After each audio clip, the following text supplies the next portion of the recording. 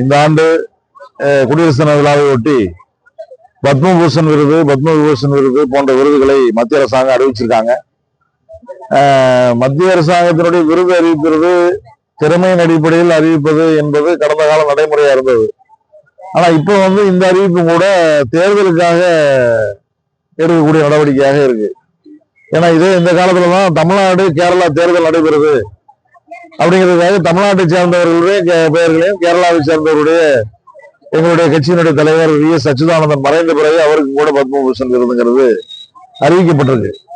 அது அவர்கள்லாம் நீண்ட காலமா அவர் அரசியல்ல ஒரு தூய்மையான அரசியல் முதலமைச்சராக இருந்து எதிர்கட்சி தலைவராக இருந்து பணியாற்றிருக்காரு. நிறைய போராட்டங்கள்ல சுதந்திர போராட்ட வீரர்.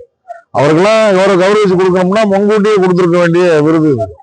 ஆனால் இப்போது அதை கொடுக்குறாங்கன்னா அவங்களுடைய நோக்கம் தேர்தல் என்பதை மையப்படுத்தி தான் அவங்களுடைய இந்த விருது வழங்குற நிகழ்ச்சிகள்லாம் அவங்க நடத்துறாங்க அப்படிங்கிறதான் நாங்க பார்க்க முடியும். அதுக்கு தகுதி படைத்தவர்களாக இருந்தாலும் இந்த நேரத்தில் தமிழ்நாடு கேரளாவை சேர்ந்தவர்களுக்கு இந்த விருது வழங்கப்பட்டிருக்கிறதுங்கிறது தேர்தலை மையப்படுத்தியதாகத்தான் நாங்க பார்க்கிறோம். அடுத்து என்னன்னா நீங்க தமிழ்நாட்டில் NDA கூட்டணி ஆகா ஓகோன்னு வந்துட்டதாக சொல்றாங்க. அவர் மோடியினுடைய பொதுக்கூட்டத்துக்கு நீங்க போட்ட சேரே ஃபுல்லப் ஆகல.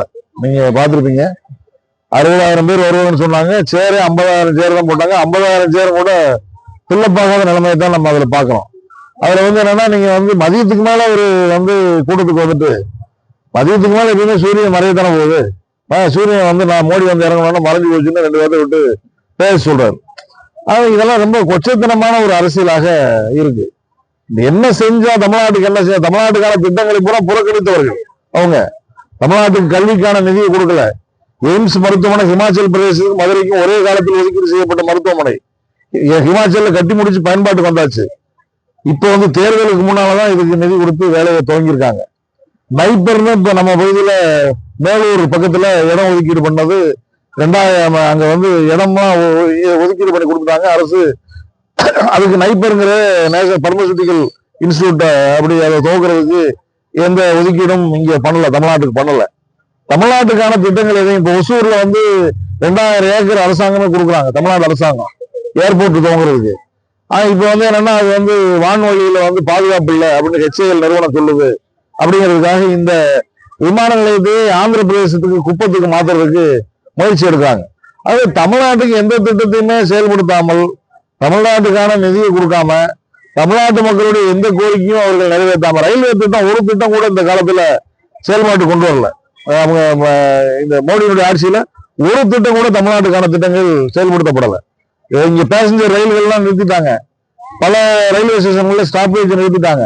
இப்ப ரயில்வே திட்டம் நீங்க பல புதிய திட்டங்களை வட மாநிலங்கள்லாம் அறிவிக்கப்ப இங்க பாத்தீங்கன்னா ரயில்வேக்கு வந்தே பாரத் ரயில் தான் கொடுக்குறாங்க. வந்தே பாரத் ரயில்ல சாதாரண மக்கள்லாம் பயணம் பண்ண முடியாது, வசதி படைத்தவர்கள் தான் போக முடியும். அது ஏழை எளியவர்களுக்கான முதியவர்களுக்கான சலுகைகளை ரத்து பண்ணிட்டாங்க. பத்திரிகையாளர்களுக்கான சலுகைகள் இருந்துச்சு, அதை ரத்து பண்ணிட்டாங்க.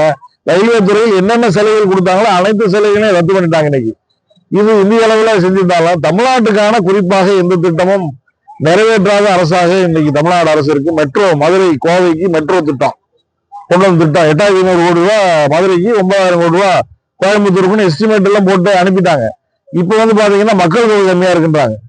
இதை விட மக்கள் தொகை கம்மியா இருக்கக்கூடிய நீங்க குருகிராமுக்கு கொடுத்துருக்காங்க 15 லட்சம் மக்கள் தொகை. நொய்டாவுக்கு கொடுத்துருக்காங்க 6.5 லட்சம் தான் மக்கள் தொகை, அங்கெல்லாம் கொடுத்துருக்காங்க. ஆனா தமிழ்நாட்டுக்கு கொடுக்குறப்ப பாத்தீங்கன்னா தமிழ்நாட்டுக்கு 20 லட்சம் மக்கள் தொகைன்னு காரணத்தை சொல்லி 20 லட்சத்தோட கம்மியா இருக்கு அப்படின்னு காரணத்தை சொல்லி ரிஜெக்ட் பண்றது. தமிழ்நாட்டுக்கு எதையுமே செய்யாமல் தமிழ்நாட்டுல நாங்க ஆகா ஊகன்னு வரப்போறோம், நீங்க திமுக மறையுது, சூரியன் மறைய போகுதுன்னு சொல்லி பேசிட்டு இருக்கிறதெல்லாம் ஏற்புடையதே கிடையாது. இன்னைக்கு பல தமிழ்நாட்டுக்கான திட்டங்களை மத்திய அரசாங்கம் நிதி ஒதுக்கீடு செய்யாதப்ப இதை தட்டி கேட்காத அரசு கட்சியாக அதிமுக இருக்கு. அடிமை கட்சியாக அதிமுக தான் இருக்கே தவிர கம்யூனிஸ்ட் கட்சியை பத்தி தமிழிசையெல்லாம் பேசுவதற்கு அருகதே கிடையாது. நாங்க என்னன்னா திமுகவோட கூட்டணி என்று இருந்தாலும் நாங்க பல பிரச்சனைகள்ல அரசு செய்யலைன்னா அதை எதிர்த்து போராட்டம் நடத்துறோம். நாங்க என்னைக்குமே தயாரில போராட்டம் நடத்துறோம். போராட்டத்துக்கு அரசு கூப்பிட்டு அதெல்லாம் செஞ்சுக்கிட்டு இருக்காங்க.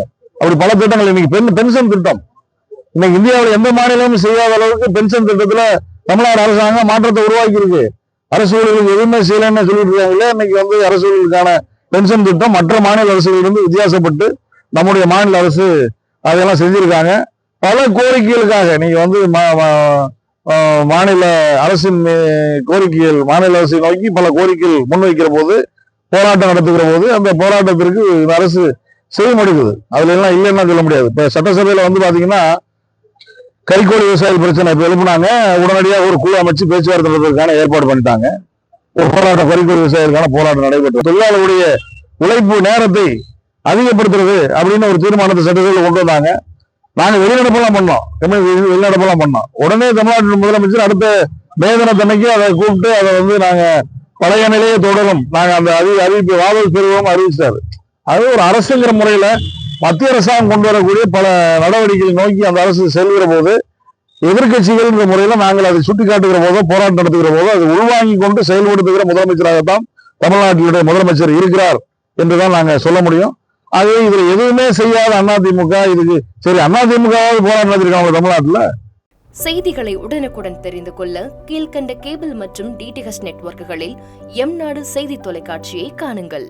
பாதகம் செய்பவரை கண்டால் நாம் பயம் கொள்ளலாகாது பாப்பா, மோதி மிதித்து விடு பாப்பா, அவர் முகத்தில் உமிழ்ந்து விடு பாப்பா. அண்மை செய்திகளை உடனுக்குடன் தெரிந்து கொள்ள இணைந்திருங்கள் எம்நாடு தொலைக்காட்சியுடன்.